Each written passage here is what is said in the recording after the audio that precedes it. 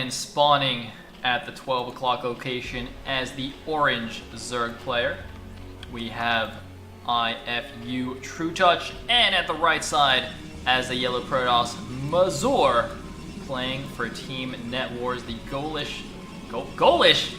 Gosu Polish team. Alright, I'm just messing up all the words here. Looks like True Touch telling his opponent that the map is basically Python with some added island expos. Now, by the way, guys, some of you might be wondering, wait a minute, I thought True Touch was a Gosu Polish player. Why is he not playing on Team Net Wars? Now, this, of course, is the result of the True Touch versus Bonith drama that is just apparently ongoing, and it caused True Touch to leave Team Net Wars and join Team iFU just in time for Gambit Cup. So that is why True Touch is actually currently playing against his former teammates, against his fellow countrymen, in fact. Now, Mazur, I believe, has kind of recently come back into the scene. I think he participated in a couple of tournaments maybe, but didn't really do that well. And I don't know what his current form is. Mazur actually used to be kind of like a PvZ specialist, I would say. His PvZ was insanely good. He would draw out the games to like 45 minutes or an hour, and his late game PvZ was just insane. So I don't know if we'll see him back here. Now, True Touch, on the other hand, normally I would have said True Touch, you know, would destroy Mazur. But True Touch seems to be like, his mental state, let's say, doesn't seem to be that great. He seems to be in a little bit of a slump. Oh, he might get the probe here, though. Not quite. But see, True Touch, of course, had that controversial series against Bonith. And then also, on Wednesday, Cadenza and I actually casted a best of 7 between True Touch and Bonith, kind of like a rematch for the Bombastic Star League show match series. And Bonith actually beat True Touch 4-0. And I believe after the series, True Touch said something like, oh my god, you know, I think I'm just going to retire soon. I'm not the player I used to be. So, so yeah, you know, I mean, hopefully he recovers a little bit. I do like True Touch. He's normally a very, very nice guy, despite, you know, what you guys might have seen in those games. And I think it would be a shame if he were to actually retire. I mean, he's still a very, very good Zerg player. So, yeah, we'll see how he does here. This is just going to be a single game, so I guess it won't reveal too much. But we shall see what happens.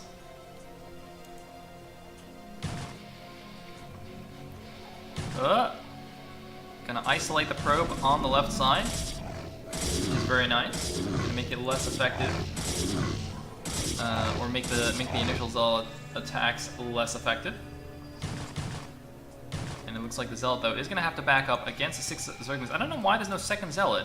Okay, it looks like Mazur only sent the first Zealot out and kept the second one. I think this actually was a mistake to even send the first one. When you scout the pool first, I think you're supposed to play the gateway opening slightly defensively at first, keep the initial Zealots there, and once you get like 4 Zealots, then you move out, or something like that. Uh-oh, but he's going to have a run around. Gonna get that runaround. This, by the way, looks like a nice choke for Gateway Expand, because with the Forge here, that's gonna be really narrow. Like 2 Zealots, I think, will block this whole thing. If you compare that to even Circuit Breaker, you need 2 Zealots and a Probe minimum, I believe. Oh man, look at this run-in though. This is a very, very bad start for our Protoss player. Well, actually, he's kind of buffering with the Zealots. Meanwhile, though, another Zealot at the front. Not going to be able to do too much by himself. True Touch making plenty of Zerglings. And look at this! Oh my god, Mazur's not paying attention! Mazur, what are you doing? Oh man, nice probe drill at the end, but losing several drones unnecessarily. And it seems that speed is done. I think speed is done here.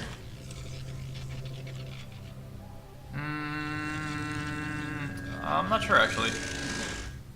No, maybe not. No, maybe not. Alright, never mind. Oh, there it is. Okay, now it's done. Ha!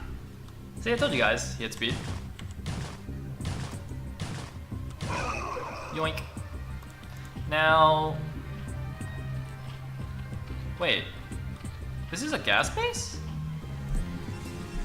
Wait, is Ava still here? Did they update the map? This was definitely a mineral only before. Oh no, we got the Zergling run by! We got the Zergling run by into the main base. 4 speedlings will make it in. I'm just gonna turn off the map now.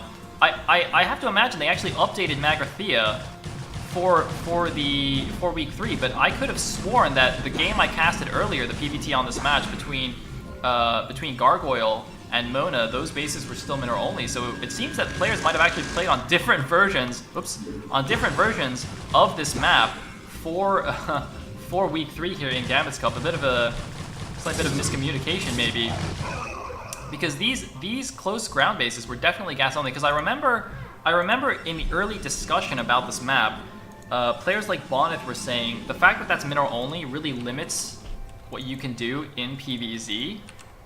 To have more difficult access to another gas base. I think like Freakling was saying he wanted that to be a mineral only to encourage players to take the island expos in the corners.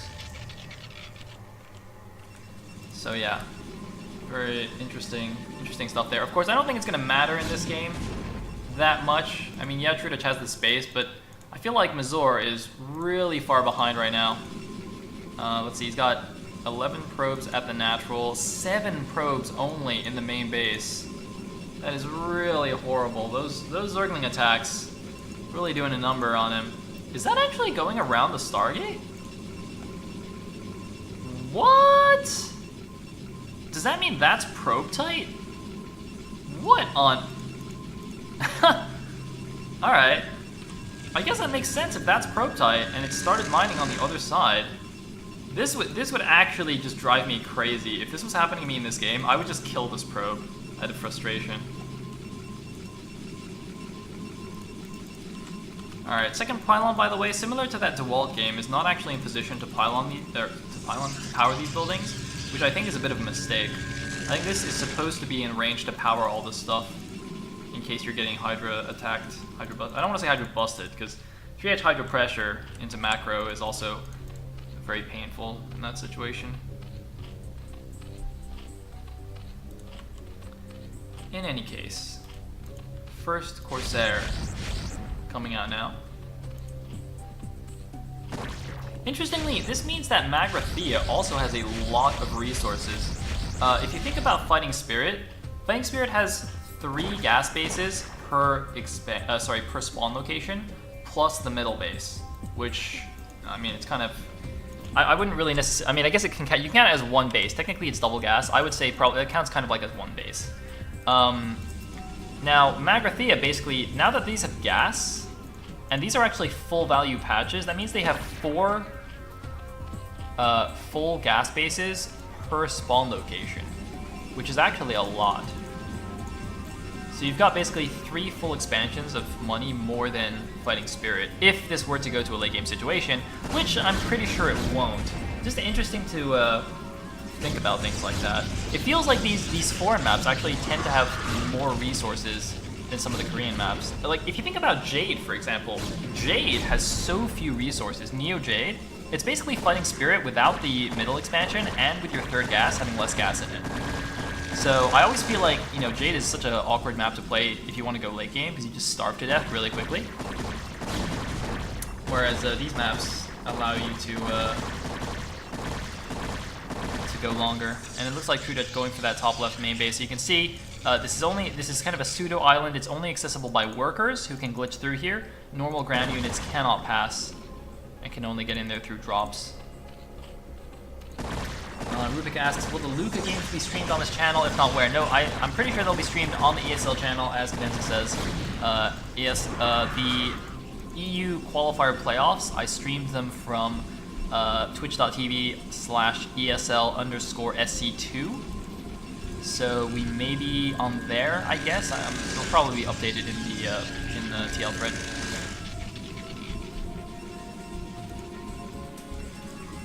Anyway, Mazur actually getting some Reavers so as not to die. He's basically going Ser Reaver, which is actually pretty good since there's so many island bases on this map. If there's any map where you're going to Ser Reaver, do it on a map with lots of islands. You know, I mean, traditionally it's good on maps like Andromeda, Outsider, those kinds of things. I think Magrathea is definitely good. I guess he's kind of forced into this as well, because this kind of allows you to play a bit more defensive, and also harassing units like Reavers have like a really big upswing potential, where you can kind of come back from deficits like Mazur's in right now. You can see he's 15, almost 20 supply behind the Zerg player, where usually it would be the opposite, right? The Protoss player would be about 20 supply ahead. So, got a big Overlord farm here actually. If and he's also making lurkers from his Hydras. So if Mazur could come out with like you know 5/6 +1 Corsairs, he could kill a lot of these Overlords if he finds this location. I keep thinking these little crane things are scantids, and I try to click them, but they're actually just terrain doodads. Oh, wait, that's. Oh, I see. Okay. So it looks like Freakling actually updated. So before, this base was mineral only and the island was a gas, and it's been changed. So the island is now mineral only and this base is gas. I see. Okay, so the overall resources on the map are actually the same. Very interesting.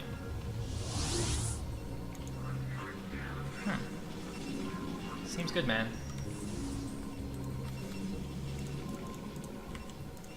Looks like +1 range attack is now finished. Actually, no upgrade for Protoss ground. He's not even getting a ground upgrade, so his ground ups are going to be super far behind. He's trying to, looks like, find a place to drop into, but his Hydralisk's all over the place now. But again, because this is an island... Wait, what? Oh no, this base has gas. The top left base doesn't. Okay, maybe... Okay, maybe the islands were always like this, where only 2 of them had gas and the other 2 didn't. But this base definitely did not used to have gas. Okay. I think I'm just gonna stop commenting on the gas situation until I figure out what's going on. I mean, I think the game is pretty much over anyway, guys. As most of the chat are indeed saying. Mazur is pretty dead right now, barring some miraculous shuttle play, which it doesn't seem is happening right here. There's a nice little Hydra Lurker Ling arc outside. Looks like... Oh! Baby. There's actually a DT in here. Reaper Zealot DT. Interesting combination. Uh-oh. Rip. I mean, there you go. Can you land on these, by the way? Can you put stuff here? Like, I feel like you should be able to, but I've actually never seen this terrain set before on a real map.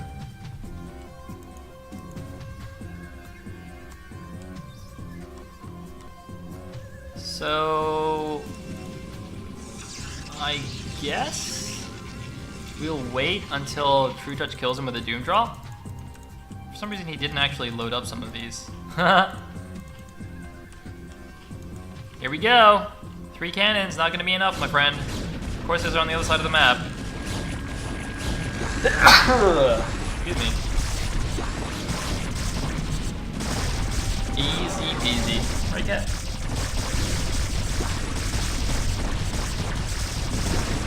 All right. Oh my God. No, don't press 1. Guys, no ones. Oh no, Mazur, man, dude, the Overlord's not even here anymore. All right, some of them are still here. Oh, there's actually the ones with Hydras are actually gonna get picked off. That's not bad. He killed 6 Hydras there.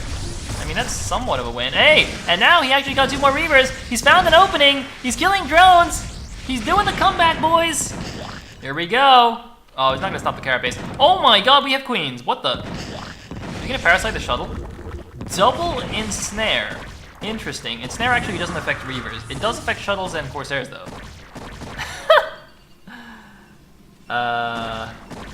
Wait, what? Oh no, these were dropped in. Okay, I was like, how the heck did these run through the gates? They actually were dropped in and we're trying to run out. Oh my, wait, could you imagine if Mazur just camped his court? Wait, oh no. Oh wait, yes. Oh yes. Oh, the comebacks. Oh, the comebacks. It's happening, guys. Wait, no.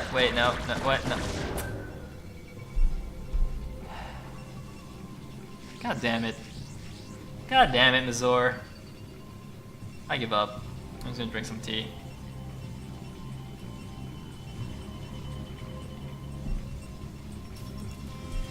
Alright. Oh, we got full energy High Templars! He's not paying attention! He's AFK! No! He kills the Reaver! Alright, I mean, it was a good effort. And he's got no obs right here. Okay, he's finally got the obs. He's coming out. I think he'll actually be able to break out the front here, but True Dutch already has 4 bases, plus the left side natural making. And Mazur's still on his main and his natural, so... Mazur is still pretty... Oh, he can't even bust out! Oh man, he actually can, but he's just a little bit scared. He's actually a +1 only against a 2-1 Zerg. That is a massive supply difference. By the way, there's a drop coming in the back again. And I think that this is gonna be... Oh no, he's not even transferring, he's still in range! He's transferring through! Oh, but the Lurkers aren't burrowed! The Lurkers didn't burrow in time, he transferred through the Lurkers, and they were not burrowed at the correct time. He still skewers a good amount of probes. So that could have been way worse. Hydra's, meanwhile, busting into the front. And here come the Queens to infest the command centers. GG! Alright, spawning at the bottom position is the white Protoss. We do have Bonnet. And on the right side is the brown Terran. We have Marwyn. Oh, baby, baby, baby. We're gonna get to see some Bonnet PBT. I love it. Alrighty then. So, once again, Team iFU are up 1-0 in this series. And we are on the 4-player Tau Cross, pretty much. I say pretty much, I think it's exactly 4-player Tau Cross. Let's actually have a quick look here. So you got the natural over here. Oh, it's not a clippable natural though. Unlike Tau Cross, you can't cliff drop it, so that's nice. And you got the third base kind of open, not quite as open as Tau Cross. And then you got the little middle onlys kind of connected to the other main. You can like siege it from the back, I guess. And in the middle, it's not super open, again, because you have like these little impassable water thingies. So it's like a central bit, but there's like kind of 4 entrances. Apparently this is Terran area. So yeah, good times. Now since they are in close positions rather than cross positions, actually this spawn location I feel like is great for Bonnet. So Bonnet will want to kind of take this base as his natural, and possibly this is the close third, right? And that means by air, he will have an easy doorway into the back of the Terran's main for his Reavers and his carriers eventually, assuming he does go those, which he does indeed like to do in PvT. And I think that'll actually be quite nice for him. Wait, is that 14cc? Oh my god, Marwyn busting out that 14cc. Interesting. And Bonnet has no idea.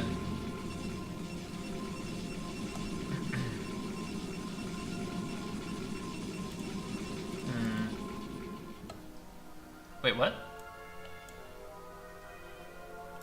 Wait, was he trying to scout cross map and then like misclicked or something? I guess that's what happens there. He's not saying anything like Arc Neon about not knowing the spawn location on this map, so I have to assume Bonnet at least knows where the spawns are. It's also interesting that Bonnet came out on a map that is completely flat like this.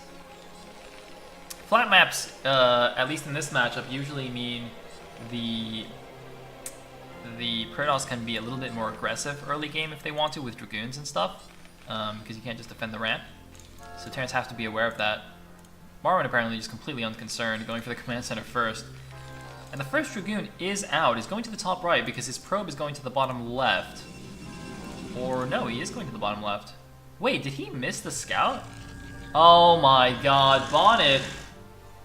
Bonneth is pulling an Arc Neon and going completely the wrong direction. Now he realizes, he's like, wait a minute. Unfortunately for Bonneth, there is no version 1.3 of this map, so he can't ask for a remake. But I guess he'll come over here and see that there's actually nothing that his One Dragoon can do. Is he going for the expansion? No, he's got the Robo first. So instead of, okay, so that's good. If he went for the 1-gate Expo, there would be pretty much nothing he could do. But since he went the Robo first, he actually will be able to get the Reaver straight away upon seeing this, and could potentially do some good damage. We shall see.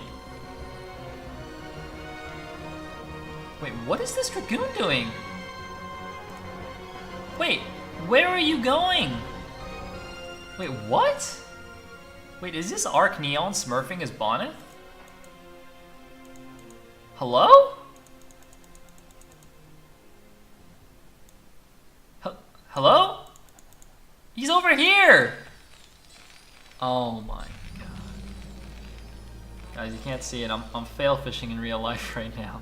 This is the wait, where are you going? This is a main base! No! Not like this. Okay, wait a minute. Okay, hold on. Okay. Any tournament organizer from now on, like this is what I'm talking about. Every time tournament organizers are like, no, we'll put in Aquatia City, we'll put in Outsider, it'll be great. You know, we'll put in Troy, you know, like freaking, like, oh my god. All these tournament organizers are like, yeah, let's just put in all these crazy maps, it'll be great. We'll get awesome games, you know, the players will get to use all the awesome map features. No, this is exactly what I'm talking about here. When you pick random maps, you don't get cool games. You get Dragoons that don't know where they're going. He still doesn't know where the base is. Please. Okay, he knows now. This is gonna be my example game. Like this and Arc Neon's game are gonna be. I'm gonna just link these games anytime somebody suggests to me that a map pool should include anything other than Fighting Spirit and Circuit Breaker. All right. If anyone tries to tell me that from now on that Fighting Spirit is not the best map, I'm just gonna link them to this game.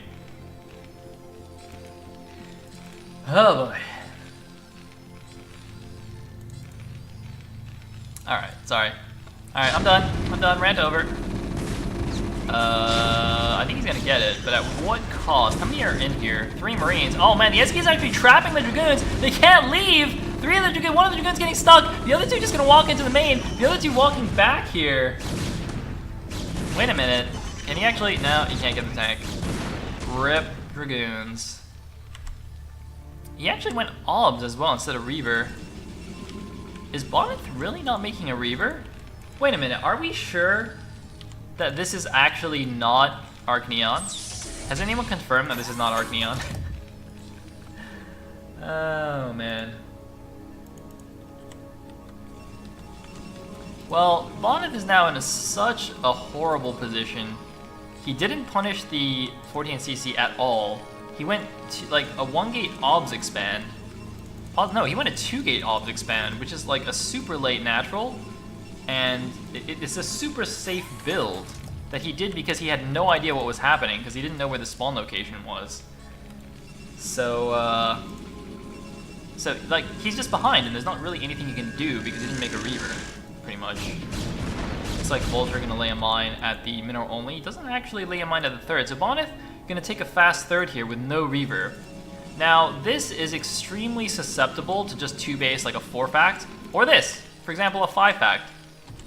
Marwyn can actually just kill Bonneth with the 5-fact. Now, the good thing for Bonneth is that Marwyn actually, the good thing for Bonneth is that Bonneth sees the 5-fact from Marwyn, so he knows it's coming, but the question is, can he actually get enough units in time?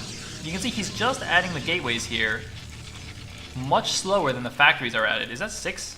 It's actually going to be a 6-fact from Marwyn. This is actually really interesting to me. I saw Terra do this morning as well. It seems that more Terrans are actually doing this nowadays, but this is actually perfect.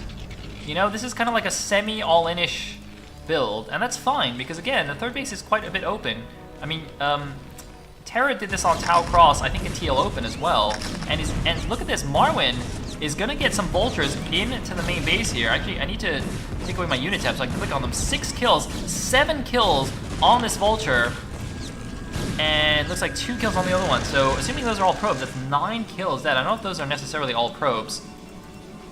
The semi-wall here, not actually being finished for Bonith, who's just adding his 6th gateway and a citadel. Is he going to get a shuttle? I don't think he can even afford it. But the 6-fact attack is going to be hitting relatively soon here, including the Marines, it looks like. Marines unloading from the bunker. He's going to pull his Marines with him, pulling a few SCVs as well to build some turrets on the way. And the thing is, Marvin can just walk down along his main base, walk down here, and just siege across this bridge into the 3rd base. Doesn't actually have to walk into the middle of the map that much. He already has mines in the middle as well to kind of give himself a little bit of advance warning. Now, again, Bonith, his obs are his lifeline here. Not only did he see the 6-fact coming, he sees the exact positioning of the Terran army. And he's going to eat a spider mine even though he had an obs because he was not on attack move. He was too busy trying to move in here and actually catch the Terran army on siege. He wants to force as many sieges as possible, but you can see, attacking down this path, this area is the only real flankable position. Marvin's going to move down the right side. Protoss is going to have to engage here pretty much, unless he goes around here to go for the natural. Actually, it looks like Marvin might be going for that. I would have thought he could have just gone through this way to the 3rd, but it looks like Marvin actually going down the middle here. And here we go. 4 Zealots in the shuttle, but again, the Goons just have to fight head on. There's no tanks actually in siege mode, so I don't think the Zealot drop's going to do that much. There is the siege up. How effective are the Zealots going to be? A lot of the first siege tanks actually hitting his own units, but 4 Dragoons and the Zealots cleaned up here. Vulture's now running into the 3rd base, laying some mines on the side, and Bonith is in so much trouble in this game. Going for those probes, and here we go. Another big siege up. Another shuttle coming in with Zealots inside. He's just trying. He doesn't want to engage with the Dragoons. He wants to do as much damage to the tanks with the Zealots as possible. But look at the supply difference. Marwyn just shutting him out here in game number 2. And this is definitely not how I expected this game to go, or indeed this clan war to go. Oh, man. And, well, it looks like, unless he can bomb every single tank to death, the game will probably be over. Wait a minute, can he bomb every single tank to death? Bonith! Bonith, can he do it? He's trying to pull the mines. Can he pull the mines? Oh my god, he actually killed 2 more of the tanks. Wait a minute. Is Bonith a god? Is he the true god of Protoss? It is not Bisu. It is in fact Bonith from Team Net Wars. I cannot believe he actually has cleaned up all but 1 of the siege tanks. Holy moly. Oh man, but unfortunately, that is just not going to be enough here for Bonith, losing his 3rd base. He's got 10 gateways, or maybe 9 gateways in his main base, just trying desperately pump out units and not die, but Vulture's getting past his army, laying mines outside of his gateway is going to potentially blow up a lot of stuff here. Oh! More Dragoons falling, and he cannot leave his base anymore. I don't know where the shuttle went. Maybe he just suicided into the turret, actually.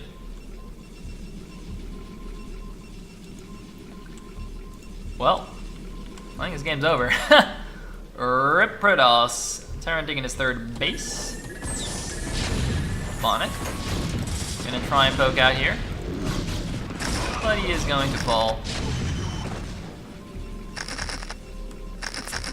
And that is gonna be that. I see Vintage is asking, will there be any tournaments this weekend? Yes, there will be, my friend. Team Liquid Open number 4 is happening tomorrow afternoon. I won't be casting that one. And it is going to be the last TL Open that I am aware of. So, yeah, you guys should definitely tune in. I'm actually going to go quickly link the sign-up page in the chat. Oh, hold on. Like some Zealots are running in here. Oh! Ooh, that was not a bad mind drag.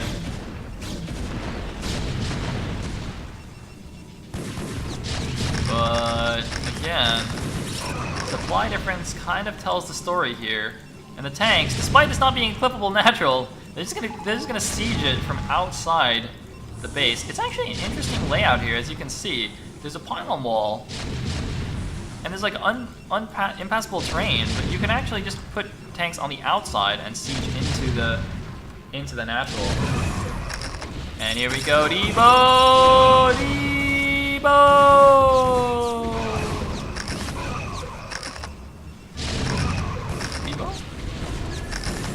Oh, trying to do more mind drags. Oh, that could have been good. That could have been a good one. He's trying to do it again. He really needs the mind drag. Oh, there's a mine right there. All right, now we GG. Indeed, we do. Right? No, not yet.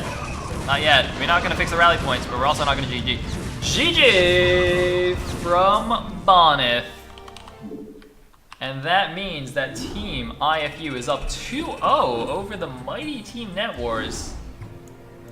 And at the top left position, as the purple Protoss, we have iFU Must. And at the top right, as the orange Protoss, we have Now Draco. Oh man, that's so cool. It's like a legit Now tag too. It's not like the Red clan that Awa made. It's like actually not the real Red. It's not like the Korean Red team. It's just a fake. But this is, I believe, the real deal, man. Draco's actually on Now, like Now Raw.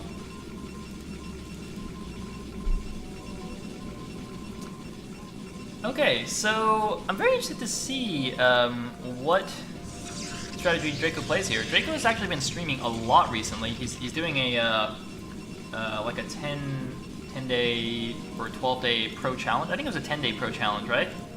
In preparation for the Italian Esports Open, which is happening next Wednesday and Thursday, by the way, guys. And I will be there live on site to cast it along with Cadenza. So it should be very exciting. Do tune into that. But yeah, Draco was one of the invited players, and he's been practicing a lot. I know, for example, he played a lot of practice games against Bonnet.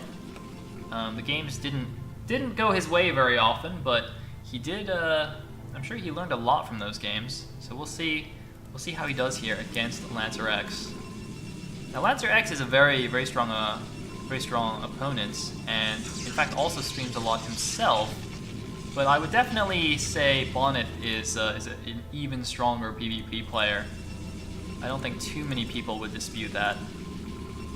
So we'll see if Draco can take him down.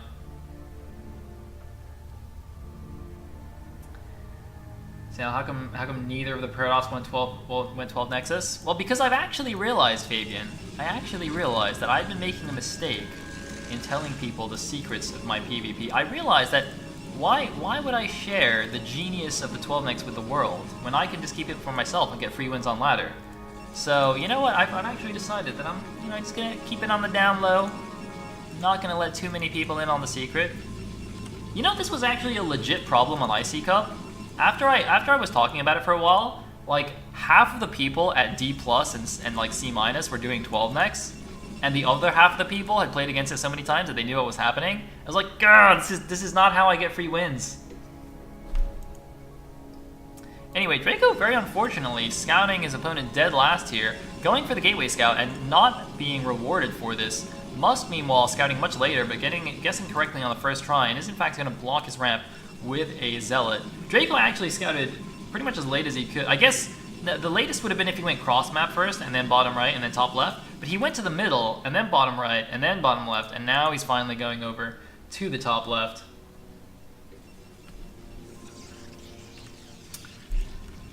Okay, so interestingly, the probe of Draco realizes he probably isn't going to get anywhere. This is actually smart, because if he just went over here, I think he might have died to the Dragoon.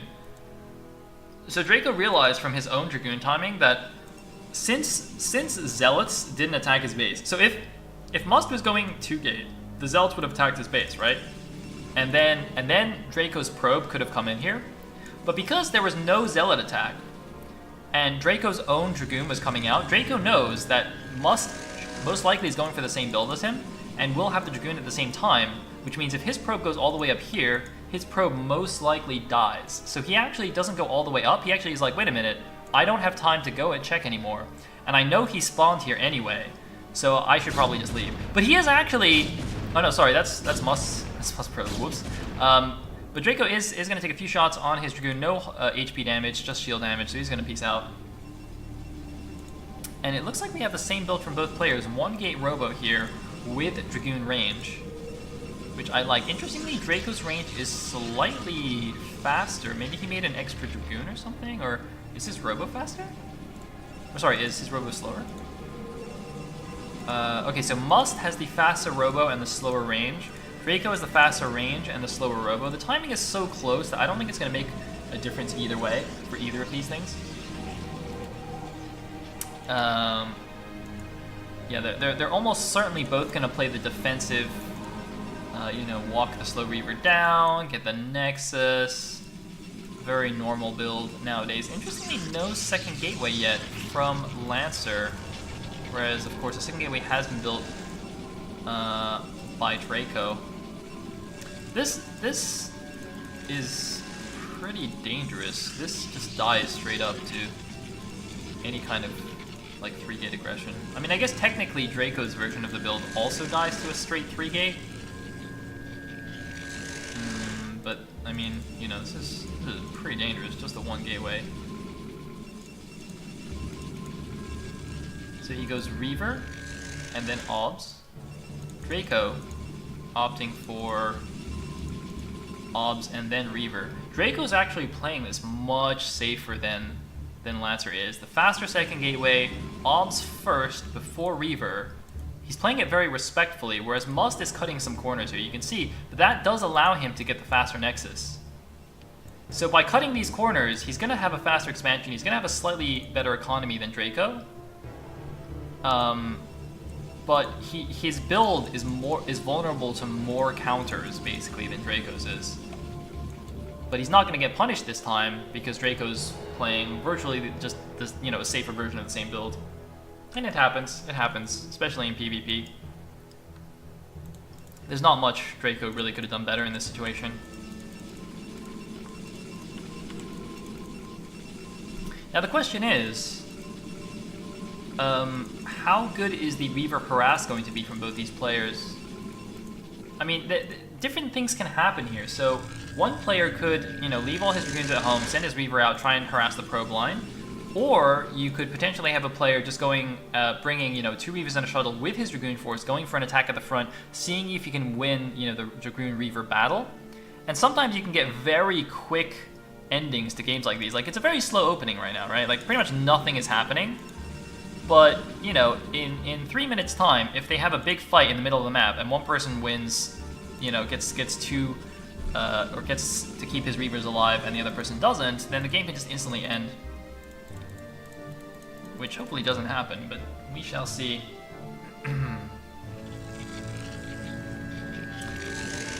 Alright, let's see. Yes, Odin, this is indeed a replay. Draco did indeed play this just a couple hours ago. All the games today I've casted from replays, but they were played just you know, a few hours ago. So please do not reveal the results of this game in the chat if you do know what happens. This is a must-win though for Draco. Otherwise, Net Wars will lose the Clan War. And we've got 2 Reavers out against 2 Reavers. Wait, where did Draco's Observer actually not leave? Interesting. So unless I missed Draco's Observer dying, which is quite possible, I might have even moused over it and just not been paying attention. It looks like Draco made only the 1 Observer and just kept it at his base, whereas Lancer actually made 2. It has 1 here and 1 being aggressive. Draco moving his Obs now to stop Reaver harass at his natural. He's also got spotting pylons in his main. But we actually have the Dragoons coming out now for Lancer. No Reavers with it yet. Okay, here come the 2 Reavers, and this is exactly what I'm talking about. This attack, this micro, could either end the game, or it could also end up in kind of like a draw, and it could just reset things. So here we go. Lancer coming in. He's gonna try and get some free pot shots here at the front. Pylon at the front is going to tank some shots for Draco, although he's got to fix his rally point here. Ooh, he's also going to not pull Scarabs into range of his Reaver and cause it to splash. Oh, he does get a free shot off, though. And he's moving forward. Can he actually snipe the shuttle here? He snipes the Reaver. Crucial pickoff for Draco. Draco now has the opportunity to engage if he wants. Draco actually playing this super safely. Doesn't want to throw away his army, but he's got 3 Reavers to 1 here. He can just fight this, and he's going to move out. The shuttle from Must is actually moving out into his main. Lancer's actually going for a counter harassment. He's going into the main base. Draco pulling the probes. He realizes what's happening. Is the Scarab going to be a dud? It's... Oh! It's not a dud. It is definitely not a dud. But is Draco going to kill the shuttle? If he can kill the shuttle, he could potentially counterattack and win the game. It looks like, actually, Draco's army's out of position. He's losing one of his Reavers in the base. That was his 3rd Reaver, though, and the other 2 Reavers are still alive. Draco now coming out with an overwhelming force, picks off the 1 Reaver that was here, picks off most of the Dragoons. Draco now can go for the big counterattack. 2 Reavers still alive, a lot of Dragoons still alive. He's got to make sure to keep the shuttle protected by the Dragoons. Any Reaver at home, as 1 Reaver barely going to come out from us, but he does not have a shuttle to protect it. I actually don't know. Did the shuttle die? I guess the shuttle must have died. I don't see the shuttle anywhere. So without a shuttle, he cannot protect his Reaver that effectively. Draco could even snipe it down with his Reavers. And here we go. Draco is actually giving Lancer a lot of time. He needs to go before the 2nd Reaver comes out. There's even a shield battery to keep the Reaver alive. The 2nd Reaver is halfway done here. Draco, if he wants to just win the game straight away, he needs to go. But he's actually just going into the main base himself. He's actually going for the counter harass here. And here we go, double Reaver drop in the main base. Oh my god! Oh. Okay, he's just gonna leave. He's just gonna peace out of there. Nice Scarabs from Draco, and now he's moving in to the front here. There is 1 Reaver. The 2nd Reaver should be coming out soon. He's gonna go for the snipe. Remember, there's no shuttle, but he gets the recharge, but it doesn't matter. The 2nd Reaver is out. 2 Reavers against 1 here, and I think Draco will close out the game. He will bring this to a game 4 for his team here. Draco potentially about to give the first win to Team Net Wars in this series. The recharge on the 2nd Reaver, but it's not enough to give it a second shot. And with 2 Reavers still against none, the lights are going off here for Lancer X. It's just a matter of time before we see the GG. A couple of bugged Scarab, it seems. But the natural is going to fall. Looks like it's just an obs here, not a shuttle. And GG from Lancer X.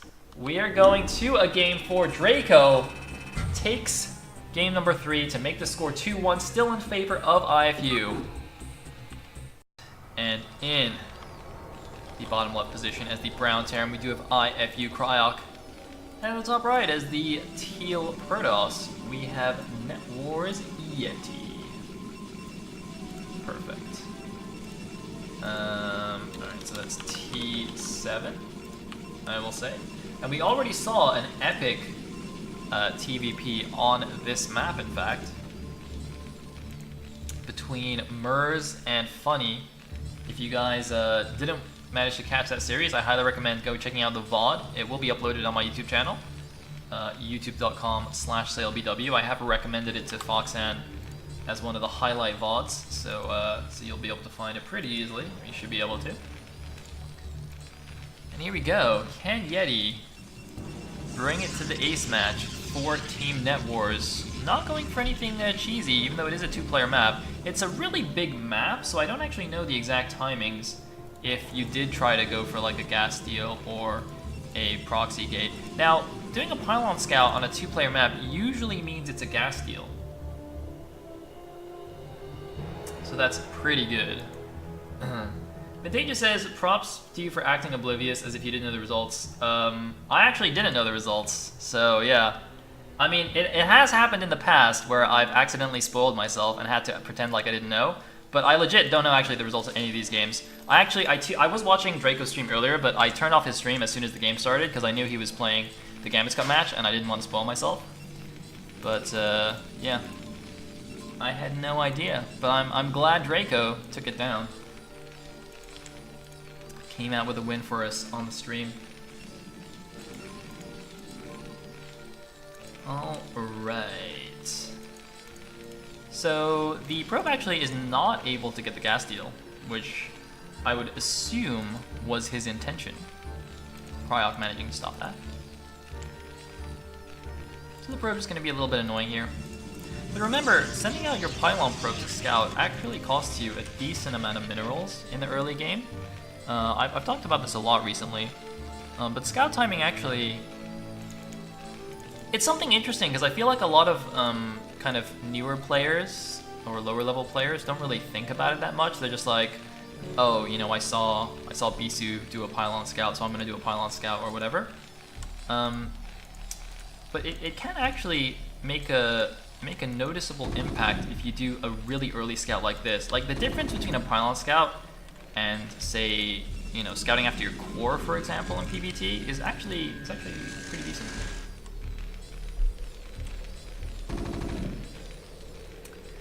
Alrighty then.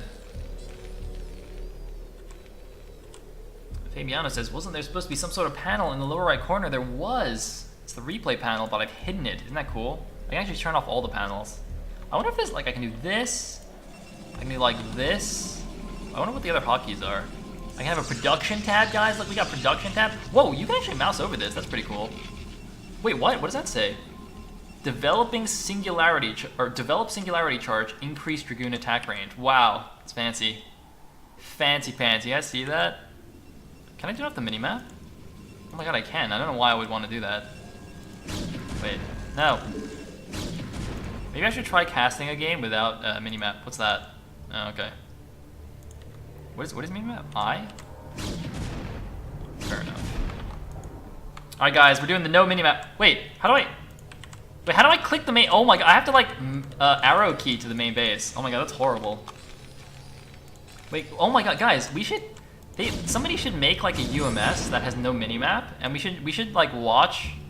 We can try and watch like 2 players play on Fighting Spirit, for example. So at least you know the map and where the bases are. So I would actually be intrigued to see how a no minimap game would go between 2 really good players on Fighting Spirit. I think that would be really funny. Because like harassing strategies would be king, right? You could just drop everywhere and he would have no way of even seeing it. That would be really cool. Oh, I don't look at the minimap anyway. Come on, man. Come on. Not like this.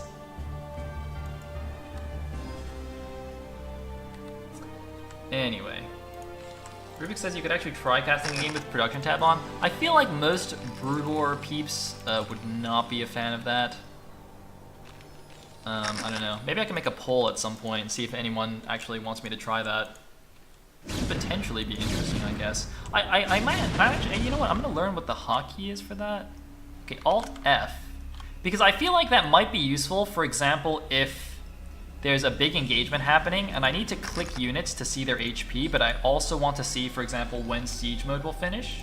Maybe that might be useful. Who knows? It's Alt F. Not to be confused with Alt F4. It is simply Alt F. Also, this is Goon tight, isn't it? Pretty sure that should be. We had 2-gate Goon Expo, by the way, against Siege Expand? No, it was an FD. He just never actually moved out. Okay, it was an FD. He's got mines.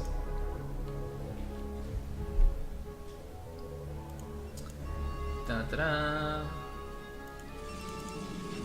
Man, actually, I'm thinking about this more and more now. Like, think about how you might play the game as well. Because without a minimap, how do you can't even like see what bases you have. You don't even know where your stuff is. Like, if at any point you misclick on your hotkeys and you unhotkey a group of units, you would have to just scroll everywhere to see where they even are. You could have like 3 control groups of units in a random place and you wouldn't even know that they were that you had them, aside from, I guess, looking at your supply. Oh my god, this is actually so interesting how much this changes the game. I feel like it actually just makes it terrible, but it would be funny to see it.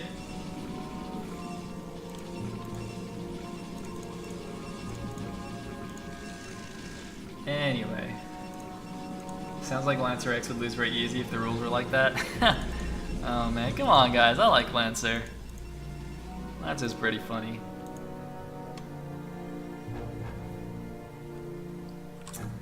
Alright.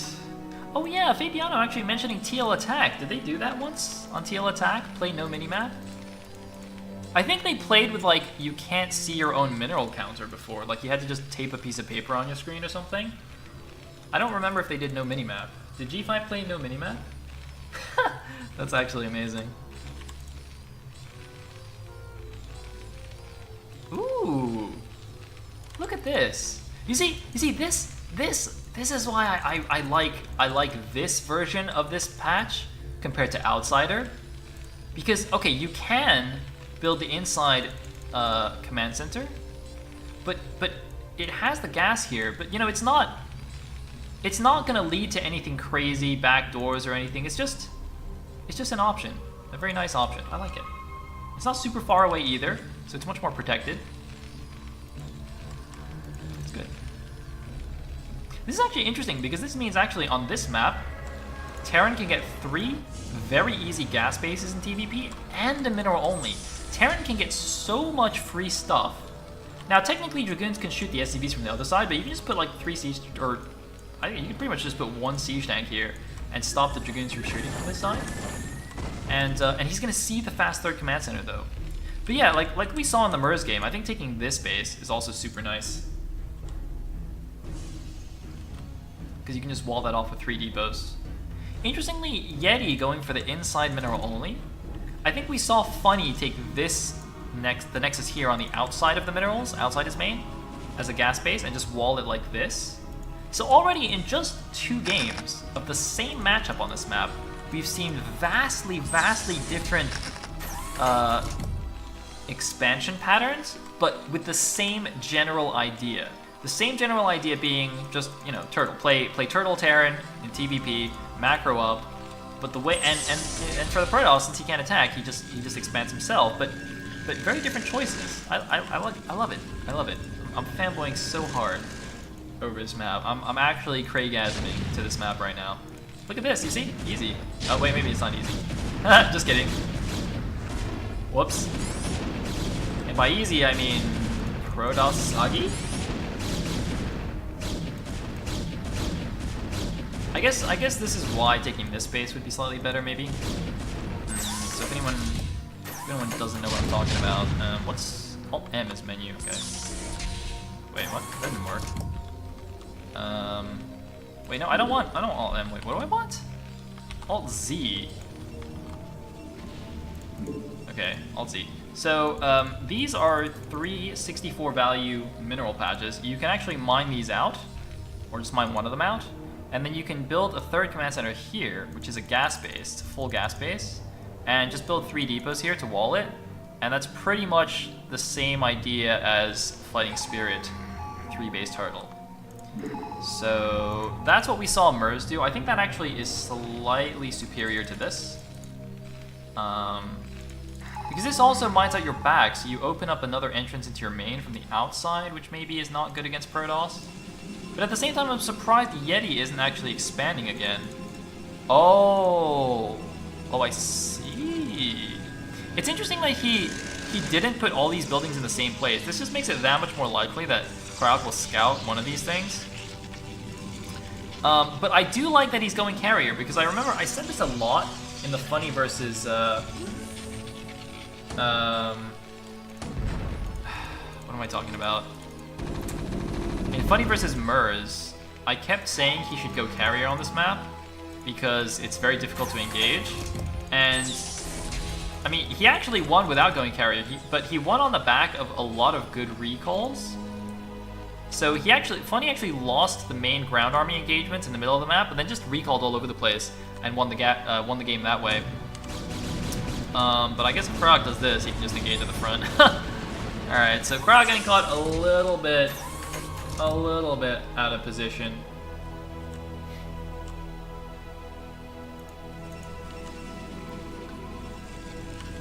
And let's see here. Bum, bum, ba-dum. This pretty much no attempt to hide this, right?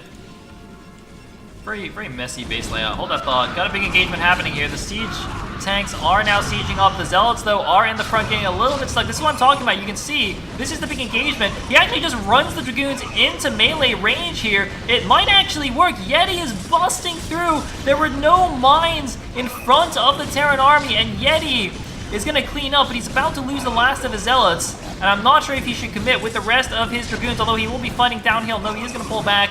A very even exchange here, I think, but even army exchanges are great for Protoss in PvT. So an overall win for Yeti, I would say. However, he is still technically behind on expansions, because, well, no, actually, the expansions are even. They both have a mineral-only base. And I guess Yeti's technically has more minerals, so, I mean, pretty even economic situation, of course. Yeti, though, is going to be a little bit gas-starved, as you can see, having to spend a lot of gas on the carrier tech, adding on gateways as well. But 3 Stargate carrier is kind of the greedy version. You know, you also see just 2 Stargate carrier being produced sometimes, and that's kind of the quote-unquote safer version here. But Yeti winning enough on the ground where he's actually able to go for the 3 base carrier, but it really needs another gas base. It looks like he was attempting to build something here, but has actually gone to the 6 o'clock instead. There is also a base at the bottom right, by the way, but he's actually going for the 6 o'clock. Again, not 100% sure how well these players know the maps, where all the bases are and such. Man, nice efficient layout here by Cryok. Wait a minute. Cryok going for the middle of the map. He actually somehow walked all the way across. I thought Yeti actually had map control, but it looks like Cryok walking in, but only with 4 siege tanks, is going to get completely run over here. I don't know what Cryok was thinking, how he possibly thought 4 siege tanks was going to be enough to actually go and attack this base. He is able to clean up all the zealots, but only 1 siege tank in the back here. And Cryok throwing away another army in the middle of the map. Okay, fine, he's going to hold it just for a second here, but man, that is not great. Meanwhile, the carrier is just chilling at the side. And Cryok trying to push down this base, sending a few SCVs, but I mean, that's obviously not going to work. And he's got more reinforcements up here. Didn't send them down to support the push. I guess maybe they just came out of the factories. He's got double armory, 1, 2, 3, 4, 5, 6, 7, 8, 9 factories. Pretty much exactly what we saw from Mers. And he's floating this over. Is he mining this out? Yes, he did mine out these patches. So again, he can wall this off with depots or any other building really, and take this base very, very safely. In fact, he's even attacking through the middle. So, you know, while he's attacking like this, Yeti won't really have the opportunity to go for the attack. There's a scan. He's going to scan and pick off the observer. Does he have... He's not actually getting Goliath range. Did he forget? These are non-ranged. Oh no, it looks like it literally just finished. Okay, Goliath range finishes. Here come the carriers. Here we go. 5 carriers are out. A lot of ground army as well. One of the carriers taking a significant amount of damage. Can he pick any of them off? +1 attack is done for the carriers. +1 attack for the mech. 0 attack for the Protoss ground. But look at this. No chance for Cryok, and even though you can wall this off and hold it against a ground army, carriers obviously are gonna laugh at your wall and just walk straight in, and Yeti is looking like he is gonna take down Cryok here. Yeti, the unknown Protoss player, at least to me, is gonna be taking down Cryok, and is in fact going to force an ace match here. Oh man, I'm so happy about this. Ace match between NetWars and iFU. The 2 beastly teams. This is actually really cool too, because NetWars seems to have a pretty deep roster as well, because they also fielded Cheetech, I think, in the first 2 weeks, and I hadn't heard of him either, but he did a pretty decent job, I think. Looks like Yeti gonna eat a mine here in the middle. The carriers though! Oh my god, what's going on over here? One carrier is actually gonna get picked off! Whoa! The carriers got completely unsupported! Boom, last hit, baby. And 2 carriers get taken down just like that. It looks like Yeti actually forgot to transfer. He's just transferred Popes here to the 6 o'clock. He had the space for a really long time. Interestingly, SCV and Vulture checking out the other 2 bases on the map. I guess that's why he took the 6 o'clock. But Yeti, though, still in the supply lead. Cryok, meanwhile, taking the 6 o'clock. Also going to take this middle base since he has control of this pod. And he's going for another attack here. That's a lot of Zealot Dragoon. And this is a low ground valley. in the same idea as Blue Storm. It's a low ground valley, up a super wide ramp, onto high ground here. And here we go, another attack. Yeti actually clumped all his units up. He didn't really get a nice spread of his Zealots. So he was kind of, half of them are a little bit stuck. But here we go, the carriers are getting focused now by the Goliaths. One more carrier does fall, but I don't think it's going to matter. The Goons firing away downhill here. The Zealots on top of everything. The carriers shooting from the air, and Cryok throwing away army after army. A scan there to take down the observers and keep the spider mines alive. Nice move there, almost like a Zerg ob snipe to make sure the lurkers are unkillable. 2-1 upgrades finished for the mech. Still no ground upgrades, but +2 weapons done. He has a forge spinning. Did +1 just... Wait, is he getting armor before attack? That seems very strange to me. Another Ob Snipe here, very interesting. It's almost as if he's going Cloak Wraiths or something. I don't think he actually is. I don't think he can afford it. But nice Ob Snipe, and actually, wait a minute. Oh, the mine's actually holding off everything here. This is actually pretty cool from Cryog to be doing this. Is he not making science vessels? I guess he isn't. Cryog, to be fair, only just started mining his third gas a little while ago, so maybe couldn't afford to get those vessels. Meanwhile, the Yeti's actually running out on the top side, and he can actually run into the back of the main pretty soon. This is going to get mined out. Once this is mined out, he can actually run and attack straight into the main base. And looks like he's just going to keep fighting, though, in this middle ground platform. Constant fight here. Finally, another Obs comes in. Is Cryok going to scan it? Cryok actually, by the way, has completely caught up in supply right now. I think Yeti is not expanding nearly as fast as he should be. He should just be clearing out these two units and just double expanding right now. I don't know why he's not doing that. You can see he's got plenty of minerals. He's got over 1,000 minerals in the bank. He really should have those two expansions up and running. If he had expanded on time, I think he would be way, way, way further ahead in this game. But because he hasn't, Cryok, despite suiciding army after army, is actually even in supply. I'm actually so... Oh, no! No! What's going on? Hello? Alright, I mean...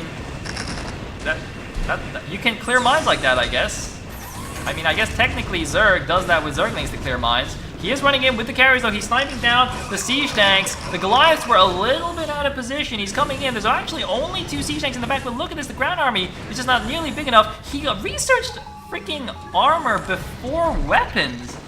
I do not think I have ever seen that in PvT. Armor before weapons. That makes no sense to me. Armor is just not very useful. I mean, a siege tank in siege mode does like 80 damage per shot. What is an extra armor actually going to do for you? I'm not really sure. I guess he wants it to help tank spider mines, am I right?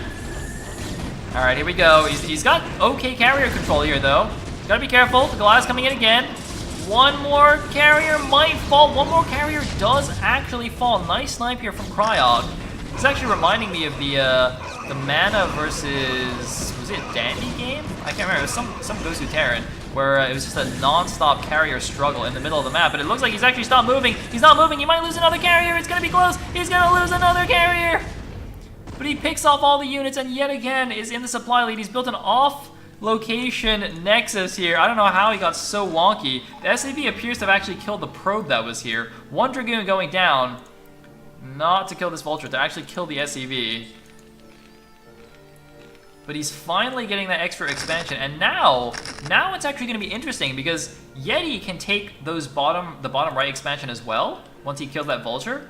But Cryok actually, he's focusing all his efforts on the front, and it's going to be difficult for him to safely take the top left bases. There's an Obs here, so if he tries to take this base, Yeti will see it, and it's very easy for him to actually run his units around and attack that from the ground, I think. He can go from the north side, although actually he hasn't mined this out yet, so I guess he can't do that yet. That's actually another interesting thing. This is easy to mine out, and it actually opens up a completely different route by ground. Meanwhile, it looks like the Vulture does kill the probe, but not before it makes a nexus here. So Yeti finally doing what I thought he should have done a while ago and actually getting those upgrades. Alright. It's like Foxhand confirming the game was Mana versus Dandy. That was the desync game, wasn't it? Oh man. The classic. Alright, so the top left is being taken out for Cryok. The Obs sees it. Excuse me. And, uh-oh, wait a minute though. 6 o'clock base is under attack. For the first time, it looks like Cryok really able to move down here and attack another expansion. He tried to attack the middle base earlier on, but wasn't really able to. These tanks aren't quite in range yet. Looks like they're actually just ranging the gas probes. And we're going to have another engagement. Now, this is another high ground platform. The Glass will be running uphill here into the Dragoons. They're getting a lot of shots off onto the carriers. It's going to be quite close here and come down to the micro. The carriers, for some reason, are not launching very many interceptors. It seems he doesn't actually have full interceptors. Oh my god, look at this. He doesn't have full interceptors on all his carriers. He's actually got very few interceptors despite having 7 carriers and might actually lose control of this base. There is the unsiege, but he might actually move. He's moving the tanks too far in. The tanks are actually going to get picked off straight away. The tanks on the side, picked off by the carriers. The Goliaths now realizing what happened. They do pick off a carrier in return, but Zealots coming in from the backside and Cryok throwing away what is possibly the 4th or 5th army this game. I have never seen a Terran player throw away this. Well, I say throw away. He's like legitimate. He's legit attacking here. It's not like he's just walking them into spider mines, you know.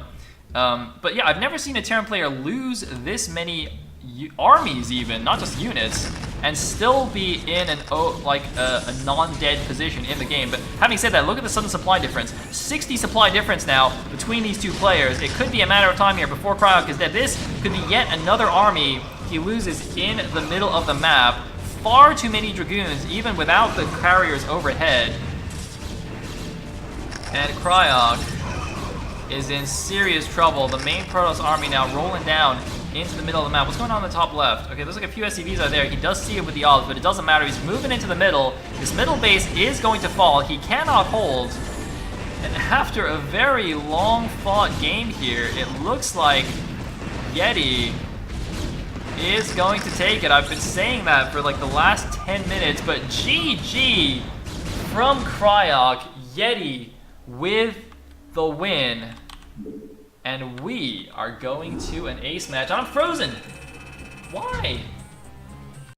Alright, at the top left position, we have none other than iFU True Touch. And at the bottom left position, as the Orange Protoss, we have Bonnet. Ladies and gentlemen, it is indeed a What Would Jaedong Do match. A clash of titans, of former comrades, former friends, but no longer. Guys, this is like the Brood War top 10 anime betrayals in real life right here. Seriously, you're not gonna get a better anime betrayal than True Touch versus Bonnet. And it looks like Bonnet going for the classic Gateway Expand. Also, I just did not update my overlay for some reason. Why is it not updating? Okay, we did it. So, can True Touch make it happen here? He's going for a 9 pull! He's going for a 9 pull! Oh man, that's right, Megash. True Touch used to be on Net Wars. True Touch left Team Net Wars because of Bonnet. Because of this man right here. True Touch is no longer on Team Net Wars. All the drama's happening. Bonnet 4-0'd True Touch in a show match, in a best of 7 show match on Wednesday that was casted. Can he redeem himself here in the ace match of iFU versus Net Wars? I cannot believe this is happening in the first ace match. The first match, I think, between these two teams in Gambit Cup 4. This is the match that I wanted to see happen, and it is happening already. So True Touch going for the 9-pull gas trick against the Gateway Expand. I'm actually not sure. Is that good against Gateway Expand? I guess it is, right? You can just get those links out, shut down the Zealots. But man, this should be very exciting. By the way, quickly before anything too crazy happens, I just realized I haven't given a shout out to our sponsor yet. The Gambit Cup Season 4 is sponsored by Gilded.gg, which is a site that you can actually use if you want to, or if you're like a clan leader, a team leader, you want to organize your team, get people together. Say if you're the leader of Net Wars and you wanna let your team know that they got to play in Gambit's Cup on Friday. then you can organize things there. It's got like scheduling stuff and Discord integration, all that kind of thing. It's also, I imagine, very useful for things like MMOs, for example. If you're playing, I don't know, World of Warcraft or Guild Wars or something, you can organize your clan, your guildmates over there. So definitely check it out. I believe it's all free. And here we go. Mindful Links coming in here. Good micro from Bonith. The patented Bonith micro. Oh man. Wow, he actually let this pylon finish too. Oh god. Oh wait. Zerglings coming in though. 4 Zerglings still in the main. But remember, TrueDutch did not actually mine his gas. He went for the gas trick, but didn't actually get the gas for his Zergling speed. Meanwhile, Bonith completely unfazed by this, going for the Nexus before the Forge. Just going to rely on his micro here. Very well done. As far as I know, only a single probe has been killed. Yeah, only 1 kill from the 9 pool. And look at this! Look at this, just completely denying him. A counter Zealot now coming in to the natural. It's going to be so annoying. It's going to be so difficult to micro on both fronts here, both at the Protoss main and his own natural. And you can see, getting a little bit caught, going to lose 1 Zergling here. Zealot, though, taking a lot of damage at the front, but it looks like it killed the first 2 Zerglings already. And this, by the way, guys, is exactly the kind of fight you do not want to play against Bonith. You do not want to engage Bonith in a micro war, because 99% of the time, you're going to... I mean, unless you're like a Korean pro gamer, I'm pretty sure nobody's going to reliably beat Bonith in a micro war. This guy is just a micro god. And look at this. I cannot believe, like, did these guys kill anything else? These are like some of the most ineffectual Zerglings I've actually seen. I can't even like click on the minimap anymore. Wowzers. And look at this, the 2 Zealots are still alive here. This guy's got 4 kills already. 2 Zealots and the probe. They're actually gonna get surrounded now, so he is gonna lose these Zealots now. It's just a question of how much time can he buy. He's also seen this, but look at this, kills yet another Zergling in the main base. Very healthy looking probe line. He's got 2 Zealots here. He's got the cannon on the way. The cannon is going to finish. He's just going to make sure that he doesn't let the Zerglings into the base. They do have speed now. He has to make sure it's a tight wall. I think this is actually tight with just this block. I think this is tight and this is tight. This is definitely tight. I believe this is also tight. And there you go. The Speedlings will do nothing. 1 Speedling in the main is not enough to kill anything. It's just going to be able to scout now. But that is still very useful. He should be able to keep this alive forever since it has speed. Looks like finally able to get his 3rd base, but that is so delayed! Never mind, he's not going to keep that alive. Greeted for the probe kill and actually gets stuck. That is crazy. I think he went 9 pool and only killed 1 probe with the 6 Lings and then lost every single Zergling. And let me actually just make this 100% clear. TrueDutch is a great Zerg player. Like, This isn't Bonith stomping on some, like, C- noob, right? Which is what that looks like, you know? But TrueDutch is actually, you know, at various points, he was considered one of the, you know, at least the top 3 foreign Zergs, if not the best Zerg. Okay, maybe second best after Zeke. But it's basically like Zeke at the top, and then Eon Zerg and TrueDutch, I would say, were like the next top 2 Zergs. For a very long time, and so, you know, the fact that Bonith is able to stop that, taking almost no damage, is really, really exceptional. Alright, in the meantime, going for the 2nd cannon for safety, getting a 2nd gateway, getting his archives. Everything is normal in the Protoss base here. TrueDutch, by the way, I moused over this, but going for, I believe, 5 hatch before lair. You can see he's got his Hydra Den, but opting not to get his lair yet. We'll probably get another hatchery here to start, excuse me, a bit of a SimCity. And what is Bonith going to do when he sees this? This build is the build that just got completely smashed by Bonith's 2DT 3 Corsairs mass speed lot attack. And I have no idea if he's going to go for that again. Elite Pingu says, who's the best foreign Zerg right now? It's difficult to say. In terms of overall results, not for you, aka Gorinich, has been doing very well in tournaments. I mean, he is rather, one of the qualifiers going to Italy. So possibly Gorinich. I mean, Eon Zerg, even though he hasn't won anything recently, I would say is still arguably the top, depending.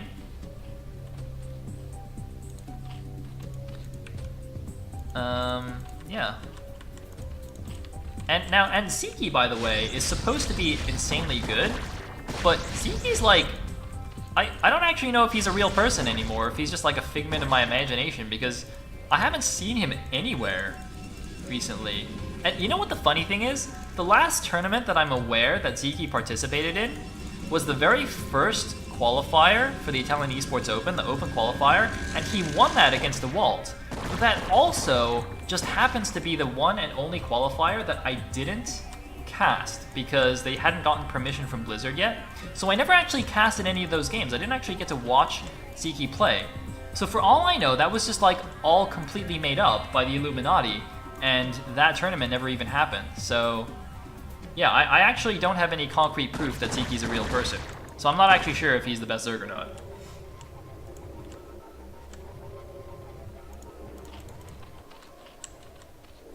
Alright, let me see here. Ooh, 5 cannons. Quite a bit. Still the Hydra's coming out. Doesn't seem to have too many Templars yet. Okay, Storm is not done, so he definitely needs these cannons. It's gonna be close here, actually. He still needs a Storm. There's a lot of Hydras coming out. Wait a minute, this is actually some kind of weird Hydra all-in maybe, because he's not making any drones for his third base. Wait a minute, this is a pretty serious attack, but that's a lot of cannons. That's the thing with the 2 Corsairs, you get the complete scout off. Oh, the first Storm is actually not amazing. It's pretty good. Still no lair, still no drones here. He's making a lot of Hydras. True Dutch actually has turned this into some kind of weird 4-hatch Hydra all-in? Is that what's happening? Is he making drones? Okay, now he's making drones. Okay, so it's not all in. He did force a lot of cannons at least, but also delayed his drone production by quite a bit. Very interesting. Very, very, very interesting. And now the speed lot's pushing out a little bit. They have their +1. I can't say I've quite seen this kind of thing in ZBP before. I mean, 4-hatch before lair is fine. Normally I think it's 5-hatch, but that's okay. But instead of making a lot of drones early, he actually made a ton of Hydras as if he was gonna bust, and then and maybe try and hit like a pre-storm timing, like a late Hydra bust instead of a 3-hatch Hydra bust. Go for the late 4-hatch Hydra bust. But Storm did finish in time, and he just immediately backs off. Maybe, I don't know, maybe this is an actual thing. Maybe somebody who knows more about Zerg can tell me what this build is. Maybe Cadenza knows. But I am not too familiar with it.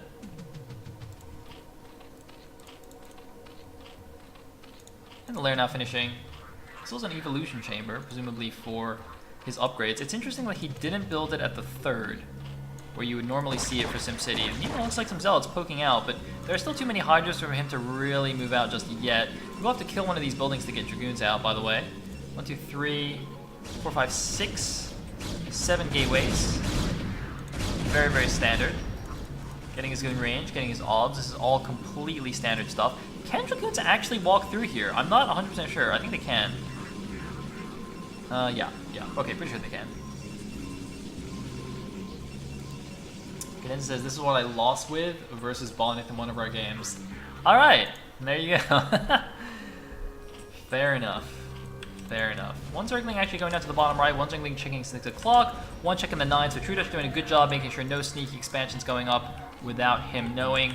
But True Dutch, of course, going for the 7 gate, going to have a very strong mid-game attack here to support his expansion. Hydra's moving in, get 1 snipe off actually, also baiting out a 2nd storm. That was a bit of a wasted storm, but Templar still has 1 storm. It's going to be almost 2, 3, 4. 4 storms will be available. Actually, almost 5. He actually got the Templar energy upgrade already, but he's gonna get the high energy Templar. He's gonna get it. He's not gonna get it. This, by the way, guys, is why it's also very important to have Dragoons in your mid-game army. They stop or they help protect the Templar against Muta snipes, against Hydra snipes. Zealots are not very good at protecting against the Hydra snipes, and obviously they don't do anything against Muta snipes. So, you know, for all you baby Pronosses, make sure you get a decent number of Dragoons. So just spam Zealot Templar. And here we go. We're going to have a big engagement here. Good storms. The first 2 storms are good. There's still 2 more available on this High Templar. And look at True Touch's supply plummet here. 58 supply against 122. Bonnet is rolling through here. Bonnet, by the way, did lose a match already in this Clan War, whereas True Touch won his match. So Bonnet trying to kind of redeem himself in the Clan War. True Touch trying to take down his former teammates. A great storm on the flanking Hydralisks, and all the Overlords are actually in danger. Hydras from the top, Hydras from the back. I don't see another storm here. There's actually one High Templar. He's got 1 storm on it, but it's not in the right position. It looks like the Zealots are going to clean up the Hydras at the top, and True Touch is so dead. He's going to lose his Hydra Den. No more Hydra production for you. Storm on the drones, and True Touch has left the game. Oh my god. Bonnet in game 5 with the 7-gate attack after a fantastic early game hold against the 9 pool. I gotta say, that's possibly one of the best holds I've seen. He lost 1 probe against a 9 pool, and that ran into his base. Whew. Alright, so that means Team NetWars takes down Team iFU. Bonnet takes the ace match. And that concludes today's cast, just shy of the 4-hour mark. Thank you guys so much for tuning in. Some pretty awesome games today. I hope you enjoyed it. Man, that's some solid StarCraft today, I gotta say. So yes, again, thank you to Gilded.gg for sponsoring the tournament. Thank you to Awa for organizing everything. And yeah, thank you guys all for watching.